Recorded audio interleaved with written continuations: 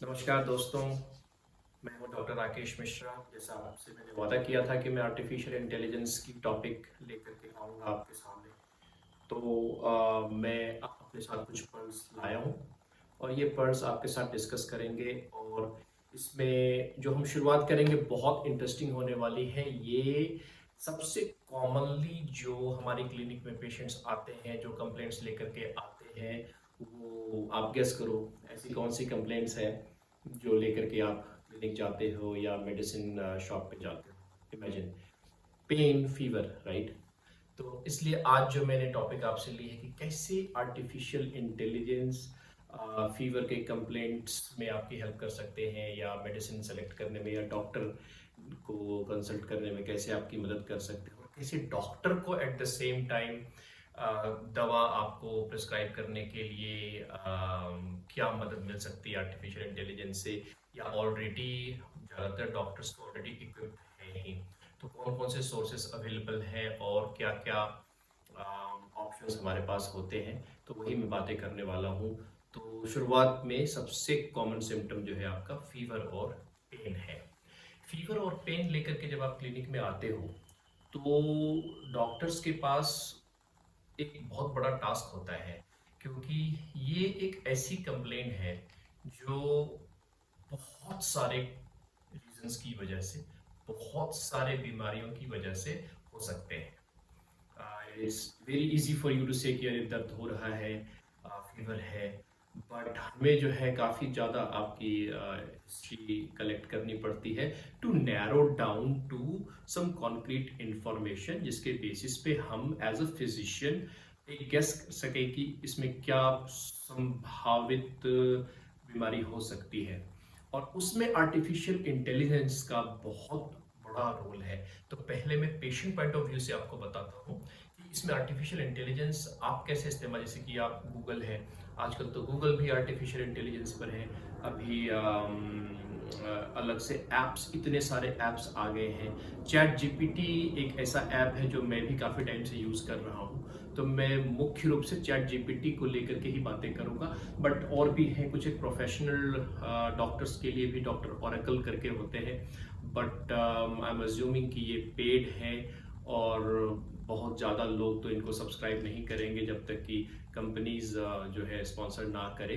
तो मैंने भी नहीं खरीदा है, मैं चैट जीपीटी से ही देख रहा हूँ। और अगर डॉक्टर्स को अगर आप ये ऑप्शन दे देते हो इन हैंड, डॉक्टर ओरेकल की अगर आदत लग जाती है तो काफ़ी टाइम आपका वेस्ट हो सकता है। तो मैं एज अ क्लिनिशियन कैसे आर्टिफिशियल इंटेलिजेंस को देख रहा हूँ, तो मैं डिस्ट्रैक्शन पॉइंट ऑफ व्यू से ही देख रहा हूँ कि ये एक डिस्ट्रैक्शंस हैं डॉक्टर्स के लिए। और जो डॉक्टर पेशेंट की टाइम की कमिटमेंट होती है, आप कुछ एक फीस दे करके हमारी क्लिनिक में आते हो, तो उसमें एक आपकी एक एक्सपेक्टेशन होती है कि कितने समय आपके साथ बिताएं, जिससे कि हमारा प्रॉपर तरीके से 10 मिनट्स टू 20 मिनट्स का स्टैंडर्ड होता है। कुछ एक देशों में तो इसके प्रोटोकॉल बने हुए हैं कि आपकी एक अपॉइंटमेंट में कितना समय लगना चाहिए। तो उसमें आर्टिफिशियल इंटेलिजेंस जो है, एआई जो है, वो डॉक्टर्स की मदद कर सकते हैं टाइम मैनेजमेंट के लिए, और पेशेंट के लिए ये सिर्फ इंफॉर्मेटिव रहते हैं। तो उदाहरण के तौर पर आपको फीवर है, आप खुद ही अपने बारे में अगर आप जानना चाहते हो तो you will go and fill the form in the AI और ask your queries in the AI, और एआई आपको बहुत सारे ऑप्शंस देता है। जिसके बाद आपको लगता है कि अच्छा, ओवर द काउंटर दवा ले लेते हैं, डोलो ले लेते हैं। तो इसलिए मैंने जो पहला कार्ड आपके सामने रखा है वो डोलो का है। तो डोलो में क्या है, ये एक्चुअली इसेंशियली पैरासीटामोल है। पैरासीटामोल है और बहुत सारे ब्रांड नेम से मार्केट में अवेलेबल है, जिसमें कि एसिटामिनोफन जो है वो आपका एंटी इन्फ्लामेटरी पाथवे में ये आ जाती है। अब इसके अंदर अगर अगर नॉलेजेबल कोई पेशेंट हो तो अरे एसिटामिनोफन है, पैरासीटामोल है, डोलो है, क्रोसिन है, कैलपॉल है, क्या दे दिया डॉक्टर ने कैसे, तब you can read about it. तो AI can help you gain more information about what doctor has prescribed you. By the way, Dolo के लिए, पैरासीटामोल के लिए आपको डॉक्टर के प्रिस्क्रिप्शन की जरूरत नहीं है। There is something called over the counter medications, जो आपको आप जब फार्मेसी में जाते हैं तो इजीली अवेलेबल हो जाते हैं।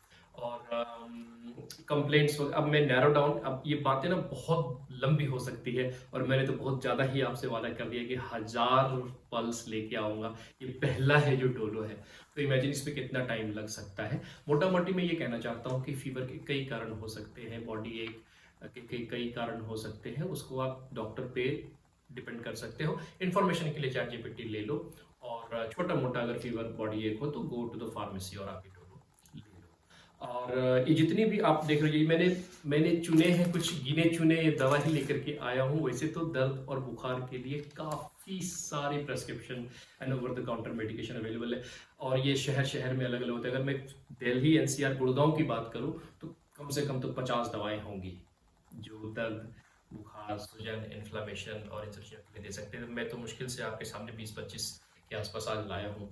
ये बहुत फ्रीक्वेंटली, इसमें से भी बहुत फ्रीक्वेंटली प्रिस्क्राइब 5 से 10 ही है, बाकी इन्फॉर्मेशन के लिए है। और कई बार जब आप इन हॉस्पिटल एडमिटेड होते हैं तो वो दवाएं प्रिस्क्राइब की जाती है, तो वो है। पैरासीटामोल को लेकर फिर मैंने एक एआई का भी इसमें कुछ एक चीज़ें डाली है। आप वीडियो जब ये फुल देखोगे तो थोड़ी सी उसमें मैं ऐड कर दूंगा एआई से कैसे कुछ एक वीडियोस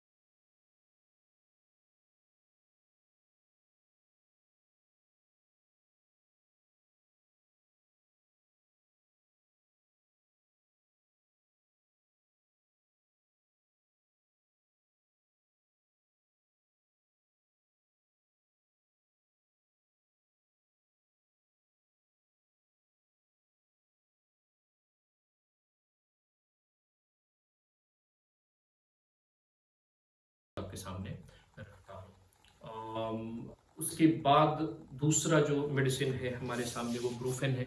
तो ब्रूफेन आइबुप्रोफेन दवा होती है। जो आइबुप्रोफेन भी एक दर्द की दवा है, जो ब्रूफेन और आइबुजेसिक के नाम से आपको मिल जाती है मार्केट में।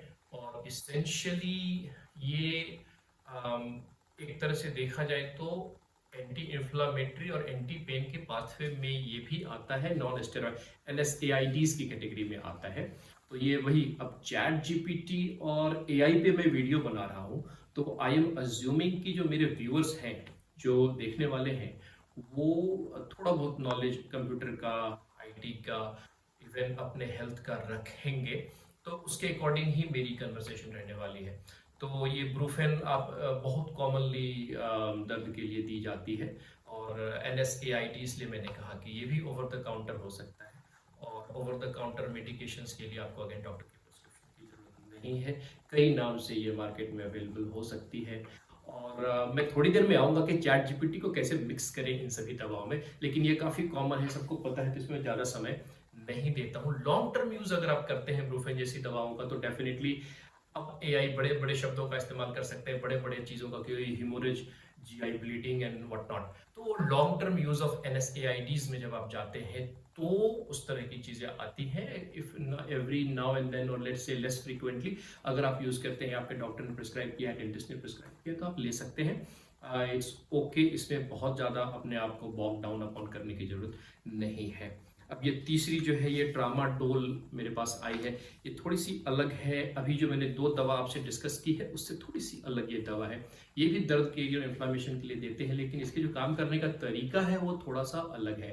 जो पैरासीटामोल है, ब्रूफेन है, ये दवाई जो है चूंकि अब ये जो टॉपिक है, ये जो कन्वर्सेशन का पार्ट है, ये medical students, nursing staff and medical professionals को ये शायद कनेक्ट ज़्यादा करेगी कि चैट जीपीटी में आप जाते हो तो यू लुक फॉर कि यार ये दवा असर कैसे करेगी, काम कैसे करेगी, और ऐसा क्या है ट्रामाडोल में जो डोलो नहीं कर सकती।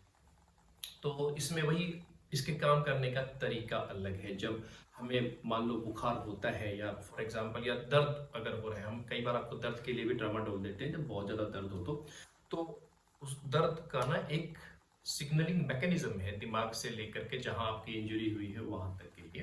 तो वो जो रास्ता है, उस रास्ते में टॉप ऑफ द हायरार्की में जब आपको दवा की असर करानी हो तो ट्रामाडोल जैसी दवाओं का जो है इस्तेमाल ज़्यादा रहेगा, सेंट्रली एक्टिंग रहेगा। तो यानी कि पेन का जो मेन पाथवे होता है, ये अगेन मेडिकल प्रोफेशनल्स ज़्यादा कनेक्ट कर पाएंगे। और मैंने आपसे कहा था कि मेरी जो वीडियो रहेगी वो आम जनता के लिए भी रहेगी और मेडिकल फैटर्निटी के लिए भी रहेगी। तो इसलिए चूंकि ये सेंट्रली एक्टिंग है, मतलब कि ये बहुत सारी जगहों पर एक साथ एक्ट करेगी, और देखा जाए तो अगर दर्द छोटे मोटे दवाओं से अगर नहीं हो रहा हो तो ये देती, इसलिए इसको ना कंट्रोल्ड सब्सटेंस की कैटेगरी में भी रखा गया है। कंट्रोल्ड सब्सटेंस वो होते हैं जो बिना प्रिस्क्रिप्शन के आपको नहीं मिलेगी, तो ये ओवर द काउंटर दवा नहीं है। इसके साथ यूजुअली एक एंटासिड और एंटी एमेटिक जो वॉमिटिंग नोजिया, क्योंकि हो सकता है कि नोजिया वॉमिटिंग हो तो वो ले सकते हैं। सी नाउ चैट जीपीटी में ये चीज़ों से आपकी मदद मिल पाएगी कि ऐसा क्या है कि उन्होंने हमें ये दवा लिखी और ये नहीं लिखी, और ऐसा क्या है भाई साहब कि हमें ब्रूफेन और डोलो जो है वो फार्मासिस्ट दे देते हैं और ये ट्रामाडोल नहीं देते हैं। तो ये है इसका रीज़न कि इसके काम करने का तरीका ऐसा है कि बगैर रिस्क और बेनिफिट को जाने आप ये दवा नहीं लेनी चाहिए, और डॉक्टर्स तभी प्रिस्क्राइब। तो अब 3 पर्ल अभी तक आपके साथ डिस्कस कर चुका हूँ। चौथा मेरे पास आया है, ये केटोरोलैक है। केटोरोलैक अगेन NSAIDs की ही कैटेगरी में लगभग आ जाएगा। प्रिस्क्राइब होते हैं, बहुत फ्रीक्वेंटली नहीं होते हैं, बट ज़रूर कभी आपका ऑर्थोपेडिक डॉक्टर हो या और कोई डॉक्टर जिनके मार्केट में ये ज़्यादा चल रहा हो, तो इस तरह की दवाएं फिर आपको ये केटोरोलैक बहुत सारे नाम से आती है जिसमें आपको प्रिस्क्राइब हो सकती है। तो चूंकि ये बहुत फ्रिक्वेंटली प्रिस्क्राइब नहीं करते हैं इन जनरल फिजिशियन क्लिनिक और from my point of view, तो इसलिए इस पर ज़्यादा नहीं करेंगे। तो ये कीटोफेन है आपकी। उसके बाद हाँ, ये दवा बहुत अच्छी आई है, एस्पिरिन जो है, ASA भी कहते हैं इसको, बेबी एस्पिरिन जो कम डोज की होती है, 75 बड़ी फ्रीक्वेंटली चलती। डिस्प्रिन एक टाइम पर काफ़ी चली थी, तो वो ये सारी दवाएं हैं। तो ये बहुत इंपॉर्टेंट है। ये इसलिए इंपॉर्टेंट है कि अगेन ये भी बगैर डॉक्टर के प्रिस्क्रिप्शन के आपको यूजुअली नहीं देंगे, एटलीस्ट जो हायर डोज में है, क्योंकि ये खून को पतला करती है। तो ब्लीडिंग, अगर किसी को ब्लीडिंग की हिस्ट्री है तो नहीं देंगे। इसमें चैट जीपीटी आपको बड़ी मदद कर सकती है कि डॉक्टर साहब ये वही मेडिसिन तो नहीं है जो हार्ट अटैक आता है तो भी देते हैं। यस, ये उस टाइम पर भी देते हैं, बट इसेंशियली ये भी जो दवा है इनिशियली ये दर्द के लिए और एंटी इन्फ्लेमेशन के लिए, सारी एंटी इन्फ्लेमेटरी पाथवे में ही आती है। मैंने ये वर्ड इतना यूज कर दिया है कि अब मैं ब्रीफली बता ही देता हूँ कि अगेन जहाँ पर हमें चोट लगती है, कोई इंजरी होती है तो सेल डैमेज होता है। सेल डैमेज होता है तो वहां से ही सिग्नलिंग होती है दर्द की जो दिमाग तक आती है, और हम उस दर्द को ट्रीट करने के लिए दवा देते हैं। तो जब ये इकोस्प्रिन, एस्पिरिन, डिस्प्रिन जैसी चीजें आपको देते हैं तो ये कहीं ना कहीं से जो प्लेटलेट एग्रीगेशन हो रहा होता है, यानी कि जहाँ पर ज्यादा इन्फ्लामेटरी मार्कर्स आने वाले होते हैं, आ रहे होते हैं, साइक्लोऑक्सीजनेज पाथवे में जब आते हैं, वहां पर ये ब्लॉक कर देता है सिग्नलिंग को, जिससे कि आपको दर्द कम होता है। और खासकर जो कहीं भी हार्ट में कोई आर्टरी ब्लॉक हो रही हो, या फॉर एग्जांपल आपका ब्रेन में ब्लॉक हो रहे हो जिससे ऑक्सीजन की कमी हो और इन्फ्लेमेशन बढ़ रहा हो, तो ये दवा आपको दे सकते हैं। देखा जाए तो चूंकि दर्द और बुखार जैसी दवाओं का और इन्फ्लेमेशन की कंप्लेंट्स के लिए इतनी सारी दवाएं आ गई हैं कि एस्पिरिन रूटीनली प्रिस्क्राइब नहीं होते हैं। अब मोस्टली ये हमारी क्लिनिक्स में आपको या तो स्ट्रोक के लिए देते हैं या हार्ट अटैक के लिए देते हैं, मोस्टली तो इसका यही यूज रहता है। तो चैट जीपीटी में आप जाते हैं तो इसके बारे में जरूर जानकारी ले लेते हैं। और अगेन ऑन दिस नोट, वैसे ये बातें मैं आपकी जब कार्डियो की बातें करेंगे तो भी करेंगे, बट एक ब्रीफली बता देता हूँ कि अगर कोई हार्ट के पेशेंट है, स्टेंटिंग वगैरह हुई है या एंजियोग्राफी में कभी कुछ पाया है, तो उनको अपने वॉलेट में ये दवा रखनी चाहिए एक अर्जेंट यूज़ के लिए। ये आपको सबलिंगुअल फॉर्म में भी मिल जाती है, ग्रैन्यूल्स में मिल जाती है। तो आप उसको इमीडिएटली जो है, अगर आप हाफ कॉन्शियस भी हैं तो जीभ के नीचे भी अगर रख देंगे तो असर आपका हो जाता है। और इसके बारे में चैट जीपीटी बड़ी सारी जानकारी आपको देगी, तो ज़रूर आप देखिए। उसके बाद जो है पेंटाजोसिन जो है, ये भी बहुत ज़्यादा टाइम पे प्रेस्क्राइब नहीं होती है। पेंटाजोसिन फोर्टविन के नाम से आती है। तो ये फोर्टविन दवाएं हैं, ये मोस्टली जब छोटे मोटे दवाओं से, डिक्लोफेनाक वगैरह से अगर असर नहीं हो पाता है, तो लेट्स से अगर हम इमरजेंसी ड्यूटी में है या फ्लोर पर ड्यूटी कर रहे हो और कोई कह रहे कि बहुत दर्द हो रहा है, ये सभी दे दिया, सिस्टर स्टाफ नर्सिंग आपके पास तभी आते हैं जब ऑलरेडी ट्राई कर चुके होते हैं जो बेसिक पेन किलर से, तो उसमें ये फोर्टविन फेनार्गन जैसी चीज़ें जो है आपको आईवी में या टैबलेट में भी आती है, इस तरह से भी दे सकते हैं। बट अगेन प्रिस्क्राइब बहुत ज़्यादा नहीं है, तो इसके बारे में आई डोंट थिंक कि आप चैट जीपीटी को तंग करेंगे। कीटोप्रोफेन, अगेन इसके बारे में भी कीटोरोलैक थी, ये कीटोप्रोफेन है, ये सारी आपका एंटी इन्फ्लामेटरी मेडिकेशन है। ये भी आपको ऑर्थोपेडिक की क्लिनिक में ज़्यादातर प्रिस्क्राइब हो जाएंगे, ऑर्थो के डॉक्टर आपको इसकी प्रिस्क्रिप्शन करते हुए मिल जाएंगे। उसके बाद आपकी नेप्रोक्सिन आई है। नेप्रोक्सिन जो है, नेप्रोसिन के नाम से ज़्यादातर मिल जाती है आपको। और नेप्रोसिन यूजुअली जब हैवी हेडेडनेस होता है, ऑर्बिट, आई ऑर्बिट वगैरह या डेंटल या इस तरह के, देखा जाए तो ये सर भारी होने में इस टाइम पर ज़्यादा ये आपको या तो आई के डॉक्टर प्रिस्क्राइब करते मिल जाएंगे या आपको न्यूरोलॉजिस्ट हैं वो प्रिस्क्राइब करते मिल जाएंगे। तो इसके बारे में भी हालांकि ये प्रिस्क्राइब्ड है, ये काफ़ी जगहों पर फ्रीक्वेंटली प्रिस्क्राइब करते हैं। तो ये दवा हो गई आपकी। अब दूसरी जो आई है मेफेनेमिक एसिड है, बड़े ही मेफ्टल स्पास के नाम से, मेफ्टल के नाम से ये आपको मार्केट में मिल जाती है। अब चूंकि मैंने लगातार बहुत सारे पर्ल्स आपको एक साथ बता दिए हैं, ये पेट दर्द वगैरह और स्पास्मोडिक पेन के लिए, जो आपका कोई भी पाइप है बॉडी की और उसमें कोई भी ऑर्गन जो है हमारा कहीं ना कहीं से इसेंशियली एक पाइप या पाउच नुमा ही होती है, कोई भी ऑर्गन होते हैं तो एक सैक नुमा ही होती है। जैसे पेट के तड़ियाँ भी है तो उसके नीचे जो है, उसके बीच में जो है लुमेन होता है, सैक होते हैं, पाउच होते हैं।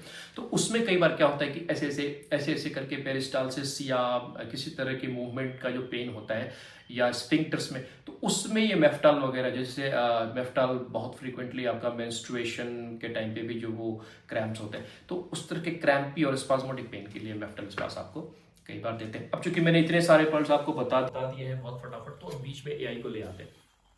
तो इसमें एआई में जो डॉक्टर्स होंगे, डॉक्टर का जो रोल रहेगा वो ये रहेगा कि नैरो डाउन करें कि इन दवाओं में से कौन सी दवा आपको दे। तो इलेक्ट्रॉनिक हेल्थ रिकॉर्ड जो होती है, इलेक्ट्रॉनिक मेडिकल रिकॉर्ड जो होती है, वो इंटरनेट और कंप्यूटर से चलती है, इंट्रानेट से चलती है। और उसमें आज के डेट में जो भी स्टैंडर्ड हॉस्पिटल्स एंड क्लिनिक्स हैं, लगभग सब लोग इलेक्ट्रॉनिक मेडिकल रिकॉर्ड ही यूज़ कर रहे हैं अपनी प्रैक्टिस में। हॉस्पिटल में डिस्चार्ज समरी वगैरह सारा कंप्यूटर से आता है।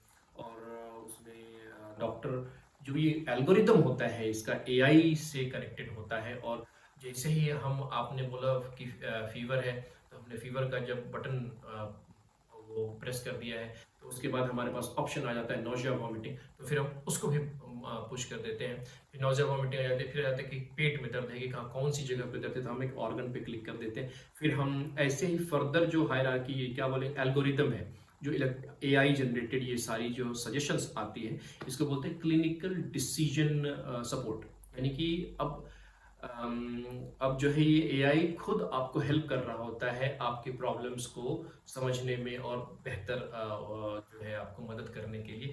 इसका एग्जांपल ऐसे ले सकते हैं कि अगर मैं मेरे बच्चे के साथ कभी जाता हूँ टॉय की शॉप में, तो अगर टॉय वाला कहता है कि अच्छा ये वाली टॉय की बात कर रहे हो जिसमें कि ट्रेन है, तो फटाक से बच्चा कहेगा हाँ हाँ हाँ ट्रेन, वो उसमें बैटरी भी लगती है और फिर उसमें रिमोट भी होता है और उसका ये रोल लगता है और ये गोल गोल जाता है। तो कैसे बच्चा जो है आपकी बातों को लपक लेता है और वो सारी लीड्स फ्रॉम द फ्रंट। तो एआई जो है और इलेक्ट्रॉनिक मेडिकल रिकॉर्ड जो है, ये इस तरह का रोल प्ले करती है डॉक्टर्स की लाइफ में कि आप जब डॉक्टर्स की क्लिनिक में होते हैं तो आप लॉग इन करके और जैसे ही कंप्लेन पे जाएंगे तो बगैर आपके पूछे बगैर ही ऑप्शंस, वो सारी चीज़ें आपको कंप्यूटर देता जाता है। और जिससे देखा जाए तो मदद होती है। कई बार इंफॉर्मेशन ऐसी भी आ जाती है जो नेसेसरी नहीं होती है, तो उसको आप ऑप्ट आउट कर लेते हो। अगर वो टिक मार्क है तो उसको अनमार्क कर देते हो, that's all what you do. So AI इस तरीके से मदद कर पा रही है क्लिनिशियंस को और पेशेंट्स को। तो पेशेंट्स को देखा जाए तो ये बातें मैं बार बार रिपीट करूंगा कि इंफॉर्मेशन ही मिल रही है, it's only for the information. आपको एक ज्ञानी मरीज बनकर आप आते हैं क्लिनिक में, और वो भी अच्छी बात है। इन कई बार अच्छा, मैं ये ऑफ टॉपिक जाने लगता हूँ। तो अभी हमने एआई को बीच में लाया और उसकी बातें की। अब ये पेरोक्सिकेम आया है, तो पेरोक्सिकेम भी प्रिस्क्राइब होती है। जो पुराने मरीज होते हैं हमारे, एल्डरली होते हैं, उनमें अगर दर्द, इन्फ्लेमेशन वगैरह की शिकायत होती है, सूजन होता है या आर्थराइटिस जैसी कोई प्रॉब्लम पुराने होते हैं, उनमें ये प्रिस्क्राइब होगा। फिर उसके बाद एसिक्लोफेनेक है, ये बहुत कॉमनली प्रिस्क्राइब होता है। कभी आपकी इंडस्ट्रियल ड्यूटी या किसी ऐसी जगह पर ड्यूटी लगे जहाँ पर कि हार्ड वर्किंग लोग होते हैं, तो उनको जो है जलन जैसी होती है, कहीं सूजन जैसी होती है, चोट लगती है, तो उसमें एसिक्लोफेनेक इंजरी वाली जो दर्द यूजुअली होती है उसकी भी आपको जाइनैक और एसिक्लो, इन सब नामों से आपको मार्केट में मिल जाती है।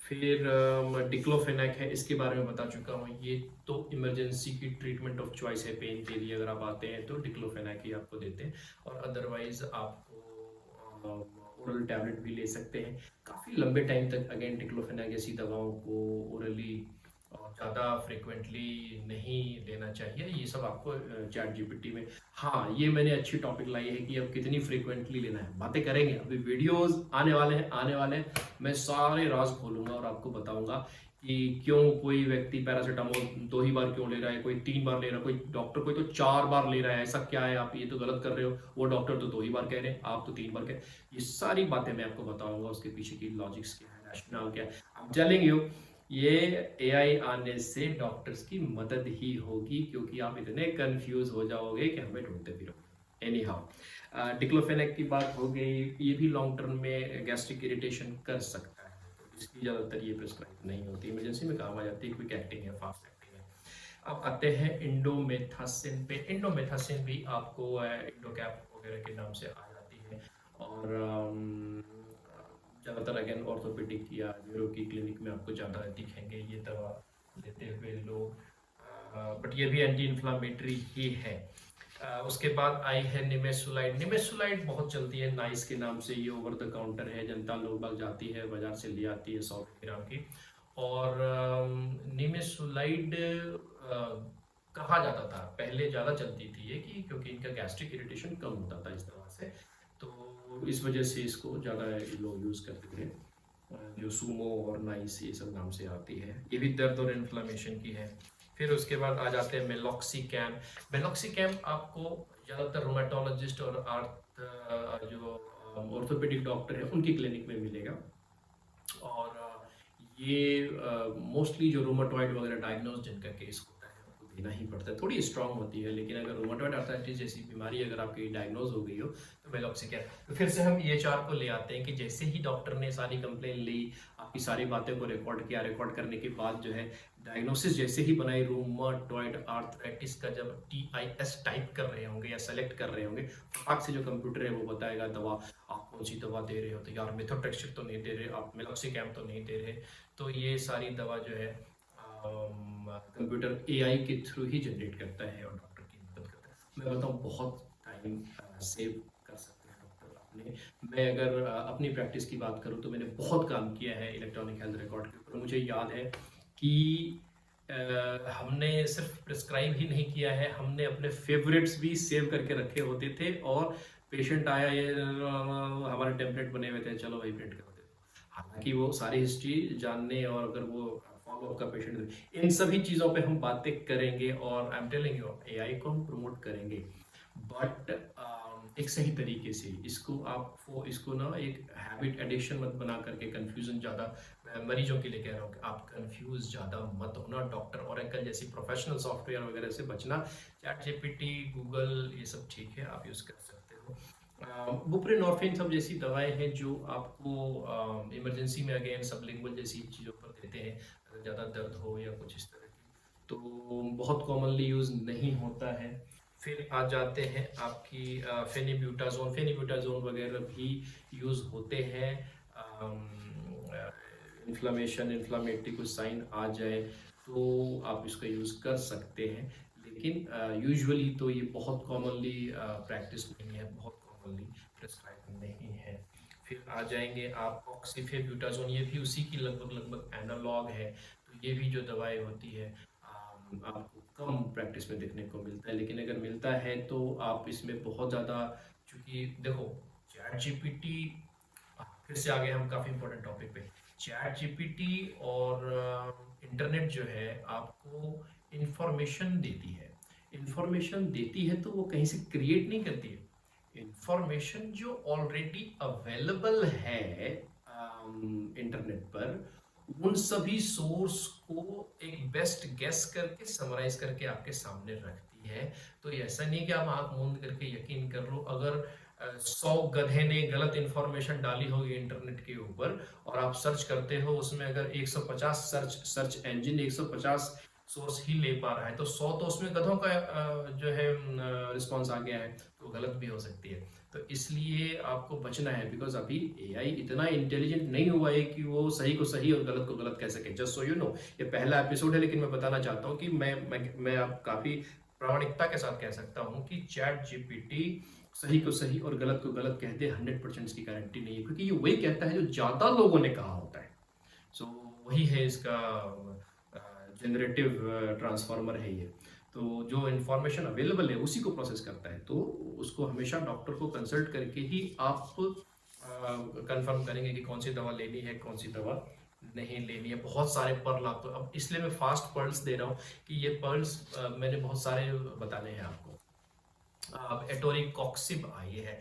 एटोरिकॉक्सिब हो जाती है फ्रीक्वेंटली, अगेन एल्डरली में जिनकी आर्थराइटिस है, पुरानी आर्थराइटिस है, उनमें ये दवाएं जो है आपको देते हैं। ये कीटोशाइन वगैरह के नाम से आ जाएगी और प्रिस्क्राइब होती है, और डॉक्टर प्रिस्क्राइब करते हैं तभी मिलती है। तो ये सारी दवाएं आपका एंटी इन्फ्लामेटरी। आज सिर्फ दर्द और बुखार इन्फ्लामेशन पे ही बातें कर रहा हूँ, तो सोचो कितने सारे पर्ल्स हैं, और ये सबसे कॉमन होंगे, इसलिए मैंने आज यही उठाया है। बट आई हैव टू, अब इतने लंबे मुझे मालूम है आप रील भी नहीं देखोगे, वीडियो भी नहीं देखोगे, तो मुझे भी थोड़ा फास्ट करना है। सेलेकॉक्सिब आपकी ये भी लगभग उसी टाइप की है कि जो पेन का पाथवे, ये डॉक्टर कनेक्ट करेंगे, स्टूडेंट कनेक्ट करेंगे कि आपको पेन का पाथवे समझना है कि कहाँ से ये दवा कहाँ एक्ट करती है, कहाँ रिसेप्टर होता है। तो जैसे एटोरिकॉक्सिब है, सेलेकॉक्सिब है, इसमें नाम में COX है, कॉक्स है, तो आपको सोचना है कि ये कहाँ से आ रही है। आगे बताऊंगा, धीरे धीरे करके सारे राज खोलूंगा आपके सामने।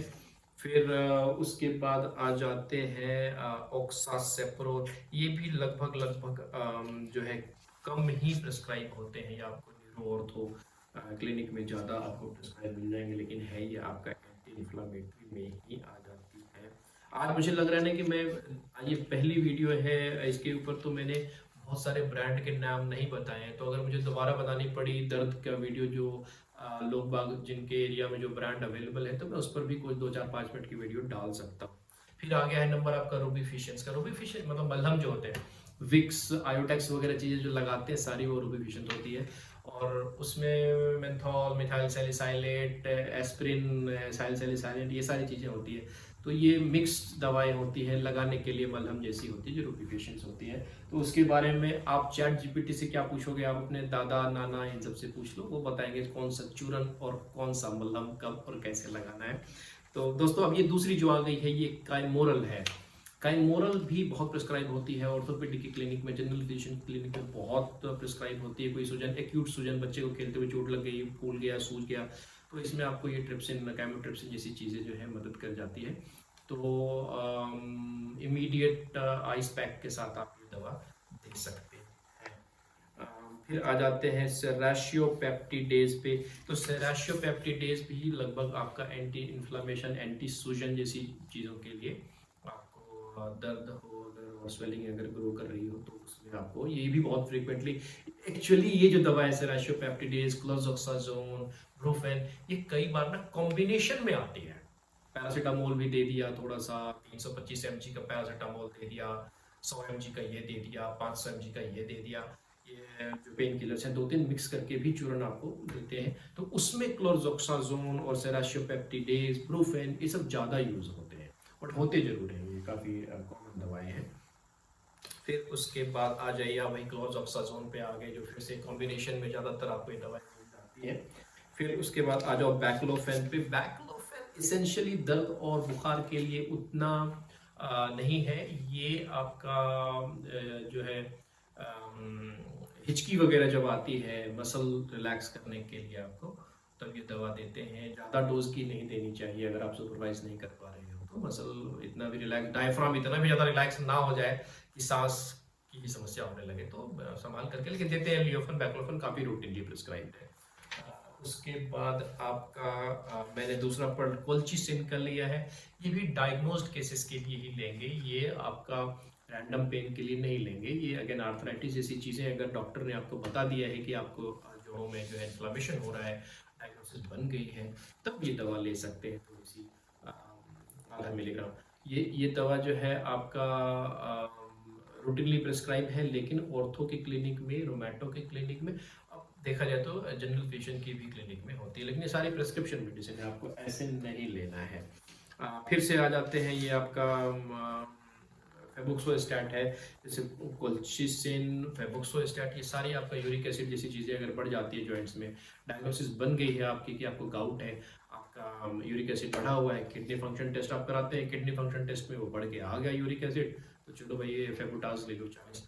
तो ये सारी प्रेस्क्रिप्शन मेडिसिन है, बगैर डॉक्टर को कंसल्ट किए हुए नहीं लेनी है। आप आर्टिफिशियल इंटेलिजेंस में आप जाएंगे तो कहेंगे कि यार ये यूरिक एसिड क्या मतलब, ये क्यों नहीं जा रहा है यूरिन से, कैसे क्यों जम जा रहा है, तो ये आप रिसर्च करो, आपको ये सारे जवाब देते हैं कि कैसे फिल्टर करते हुए फिल्टर नहीं हो पाती है चीज़ें। मैं तो बहुत बातें करता हूँ, अपने पेशेंट से भी बहुत बातें करता हूँ, मैं तो उनको ऐसे बता देता हूँ कि यार ये देखो आपके पैर की हील में जमा हो रहा है, एड़ी जो होती है नीचे हील होती है, तो ग्रेविटी की वजह से वहाँ अटक रही है। ये क्रिस्टल होते हैं, क्रिस्टल के फॉर्म में होते हैं, और वो क्रिस्टल को जो है वो ऊपर फिल्टर किडनी तक पहुंच ही नहीं पा रही है, तो वो वहाँ पैर पे इकट्ठा होती चली जा रही है, तो यूरिक एसिड बढ़ गया, और उसी से आपको जो है, यूरिक एसिड क्या है, एक तरह से पार्टिकल है, सॉलिड पार्टिकल है, वो रुकेगा तो कहीं ना कहीं से आपको एक ट्रिगर करेगा पेन को, तो वही पेन कर रहा है आपको।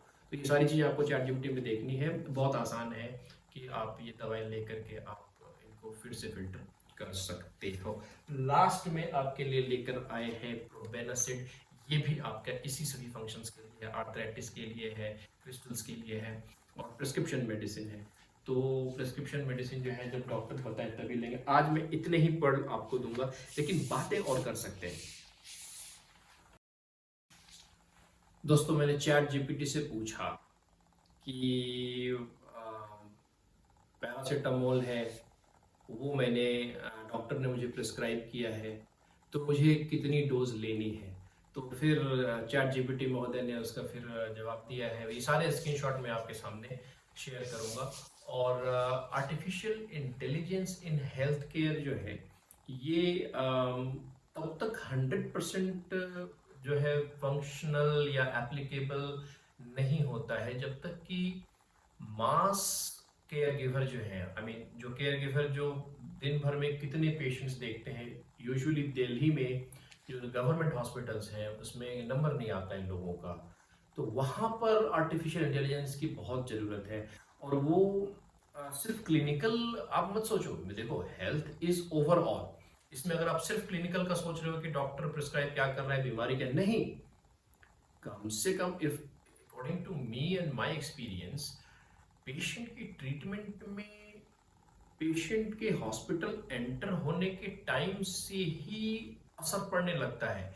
और आप बताओ, आप जब हॉस्पिटल एंटर करते हो तो कितनी बार आपको एंटर करते ही डॉक्टर से बात हो जाती है, आपके कितने सारे सपोर्ट स्टाफ होते हैं, एडमिनिस्ट्रेटिव स्टाफ होते हैं, नर्सिंग स्टाफ होते हैं, तब जाकर के, तो उन सबको भी आर्टिफिशियल इंटेलिजेंस में लाना पड़ेगा, उन सबको एक इंटीग्रेशन, एक इंटीग्रेटेड वे में जब आप सिस्टम को लाएंगे तभी एआई सक्सेसफुल होता है।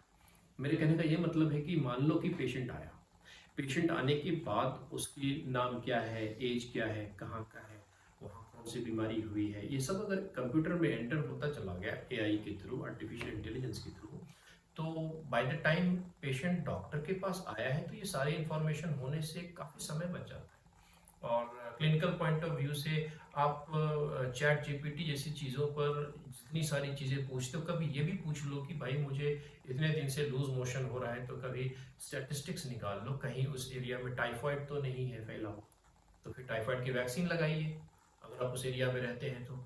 अगर आपको बार बार बुखार आ रहा है, खून जो है पतला हो रहा है, तो कहीं उस एरिया में डेंगू तो नहीं है। तो ये सब चीज़ें आपको इंफॉर्मेशन है, उसमें डेमोग्राफी का बड़ा रोल होता है। तो मैं वही कह रहा हूँ, सिर्फ डॉक्टर पर डिपेंड नहीं रहना है आपको। डॉक्टर का जो है कितना योगदान है, इट्स नॉट 100%। तो you have to work as an integrated module होना चाहिए आपका काम का, तब इसमें मदद मिल पाती है। हमारे क्लिनिक्स में यूजुअली अभी तो फिलहाल मेरी तो I work at multiple clinics, तो इसलिए it's very difficult for me to carry my, मैं अपना कंप्यूटर लेके जाऊँ या अपना वर्क स्टेशन लेके जाऊँ तो मुश्किल होता है। तो इसलिए अभी मैं I am back to paper, मैं अभी पेपर पे ही प्रिस्क्राइब कर रहा हूँ। But there was a time जब मैं करता था कंप्यूटर पे सारी इंफॉर्मेशन ही एंटर करता था, वो अभी मैं रिट्रीव कर पाता हूँ। तो there's a difference। जो कंप्यूटर्स में अवेलेबल चीज़ें हैं that helps a lot tremendously. खासकर एलर्जी जैसी चीज़, एक बार एआई से कनेक्टेड है अगर आपका कंप्यूटर सिस्टम जिसमें इलेक्ट्रॉनिक मेडिकल रिकॉर्ड बना रहे हैं आप, जिसमें आप इलाज कर रहे हैं, तो जितनी बार पेशेंट जीवन भर आएगा आपकी क्लिनिक में, वो allergy allergy allergy allergy flash करता रहेगा कि ये दवा मत देना, इसको रिएक्शन होती है। तो see how AI can help. And ये तो हो गया आपका टेक्निकल एआई। अब आते हैं रेगुलर एआई में। तो आप गूगल करते हैं कि मैंने B12 लिया था, तो उसके बाद जो है मुझे रिएक्शन हो गया था। फिर आपने अपने दोस्तों को बताया कि मुझे हो गया, तो फिर अगर किसी और को B12 की इंजेक्शन लेनी होगी, वो चैट जीपीटी से पूछेगा कि B12 से रिएक्शन क्यों होते हैं। फिर उसमें इंफॉर्मेशन आ जाएगी कि अरे B12 जो है उसके अंदर जो कॉन्स्टिट्यूएंट्स हैं वो सच में रिएक्टिव होते हैं, और बहुत कॉमनली लोगों को B12 से रिएक्शंस थोड़े बहुत होते हैं। तो जब आप अगली बार आपका डॉक्टर B12 लिखता है तो आप जाएं तो एक बार एनर्जी टेस्ट करा लें, टेस्ट डोज दे करके, उसके बाद ही इंजेक्शन लें। तो ये सब चीज़ें see how artificial intelligence with human interference कितनी मदद कर सकती है आपकी। उसके साथ साथ अब मैं सारे पर्ल्स और सारी बातें तो एक ही पहले ही एपिसोड में नहीं करूंगा। अब इसके बाद जो मैं एपिसोड लाऊंगा उसमें सोच रहा हूँ कौन सा लाऊं जो बहुत ज़्यादा कॉमन हो। मोस्ट लाइकली मैं गैस एसिडिटी वाली चीज़ें जो बहुत कॉमनली लोग आते हैं, तो वो लेके आऊँगा। इस फीवर वाले टॉपिक में अगर आप बीमारियों की बात करेंगे तो सबसे जो most common acute febrile illness होती है, एक्यूट फेब्राइल इलनेस में आपका बहुत ज़्यादा फीवर हो जाता है तो हेड काफ़ी गर्म हो जाता है। हेड अगर काफ़ी गर्म हो जाएगा तो हेड ही आपका बॉडी का पूरा जो है कंट्रोल पैनल है। तो कंट्रोल पैनल को ज़्यादा गर्म ना होने दें। आपके कंप्यूटर का अगर सीपीयू गर्म हो जाता है तो आप क्या करते हैं, उसको थोड़ी देर के लिए बंद कर देते हो, है ना। तो वैसे ही अगर आपका फीवर ज़्यादा हो गया, टेम्परेचर बढ़ गया और ये गर्म ज़्यादा हो रहा है, तो उसको ठंडी पट्टी लगाओ। दवा तो खाओ खाओ, ठंडी पट्टी लगाओ। और फीवर के कई कारण, पहला कारण तो इन्फेक्शन होता है, एक्यूट इन्फेक्शन, बैक्टीरियल, वायरल, सबसे मोस्ट कॉमनली तो ये वायरल और बैक्टीरियल एक्यूट सीजनल जो है वो फीवर जैसी चीज़ें ही हैं। उसके बाद इसमें आपको अंदर की कोई बीमारी हो सकती है। अगर लॉन्ग टाइम से अगर आपको हो रहा हो, गूगल आपको पता है, अब किसी ने टाइप कर दिया चैट जीपीटी में कि मुझे फीवर है, तो चैट जीपीटी में कहीं ना कहीं आपको कैंसर वर्ड भी मिल जाएगा, कहीं ना कहीं आपको ट्यूबरकुलोसिस वर्ड भी मिल जाएगा, कहीं ना कहीं आपको पैरोक्सिया ऑफ अननोन ओरिजिन भी मिल जाएगा, कहीं ना कहीं आपको सिस्ट फॉर्मेशन भी मिल जाएगा, कहीं ना कहीं आपको सेप्सिस मिल जाएगा, सेप्टिसीमिया मिल जाएगा। ये सारी बड़ी गंभीर चीज़ें। तो आपको मदद इसमें ये हो सकती है कि आप इमीडिएटली अपने डॉक्टर से मिलेंगे और क्लैरिफाई करेंगे। और इसमें नुकसान ये हो सकता है कि आपको खामखा एंजाइटी रहेगी, पैनिक होंगे और फिर अपना नुकसान कराते रहेंगे। दोस्तों मैं बातें करता चला जाता हूँ लेकिन उतना समय नहीं इस पे बिता सकता हूँ। तो आज के लिए इतना ही, और फिर दूसरा एपिसोड जैसा मैंने कहा कि गैस एसिडिटी पर लेकर के आऊँगा, उसमें भी पॉइंट्स आपको दूंगा। आज मैंने आपको इतने सारे पॉइंट्स दिए हैं, अब फिर से पल्स जो लाऊंगा वो आपकी 20-25 होगी। ठीक है guys, take care and enjoy the festivities that is around the corner. Take care.